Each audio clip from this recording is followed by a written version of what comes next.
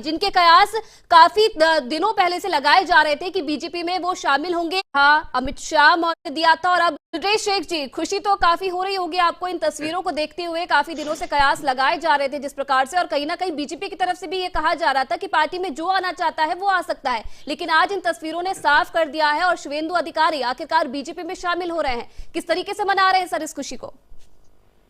देखिए, भारतीय जनता पार्टी विश्व की सबसे बड़ी पार्टी है, और लेकिन हम इस प्रकार के शब्दों का उपयोग नहीं करेंगे जैसे सरकार साहब टीएमसी के कर रहे थे कि उनकी रीजनल पार्टी जो है वो समुद्र है, उसमें से एक लोटा पानी अगर निकल जाता है तो अंतर नहीं पड़ता।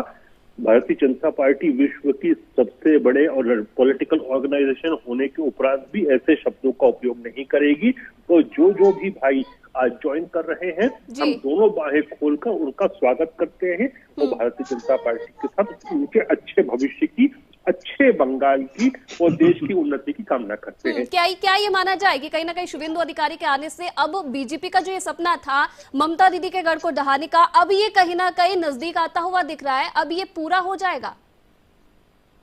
देखिए, टीएमसी वास्तव में आज के समय में आयुषी, जो जिसको हम अंग्रेजी में कहते हैं हाउस ऑफ कार्ड्स की ताश के पत्तों का बना हुआ जो घर होता है उसकी तरह है, वो गिर रहा है, वो गिरता हुआ दिख रहा है। उसके पीछे दो कारण प्रमुखता से हैं। एक तो एंटी इनकम्बेंसी, जिस प्रकार से माँ माटी और इस सब चीजों को करके बंगाल की जनता ने टीएमसी और विशेषकर ममता दीदी को एक आशीर्वाद दिया था, वो उस पर खरी नहीं उतरी। तो अब और दूसरी बात आप ये देखिए कि जिस प्रकार से बेरोजगारी बढ़ी है, जिस प्रकार से वसूली कल्चर, गुंडा राज बढ़ा है, वो सबसे प्रमुख कारण है।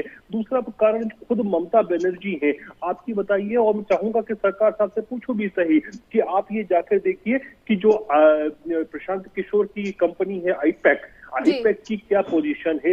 आप नुक्कड़ों पर, चौराहों पर बंगाल में जाकर लोगों से बात करेंगे तो पहले जो चाय की दुकान का जो ढाबा कल्चर है, जो वहाँ अड्डा कल्चर है, अड्डा कल्चर पर आप जाके बात करेंगे तो पहले लोग ये पूछते हैं कि आप आईपैक से आए हैं। तो आईपैक के प्रति न केवल टीएमसी के कैडर में बल्कि जनता में भी बहुत भारी रोष है, और उसमें एक जिस प्रकार से वंशवाद हावी हुआ, ममता बनर्जी ने अपने भतीजे को जिस प्रकार से राइज अप करके सेकंड इन कमांड बनाया, तो ये सब कारण भी बहुत इंपॉर्टेंट प्ले कर रहे हैं।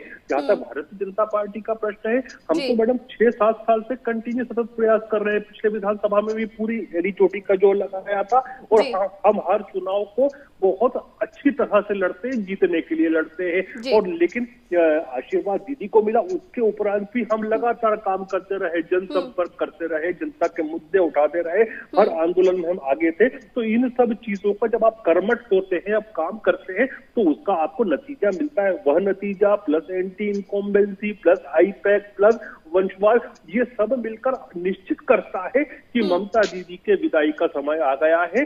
आखिरी ताबूत की किले टूटना शुरू हो गई है टीएमसी के ताबूत में। चलिए।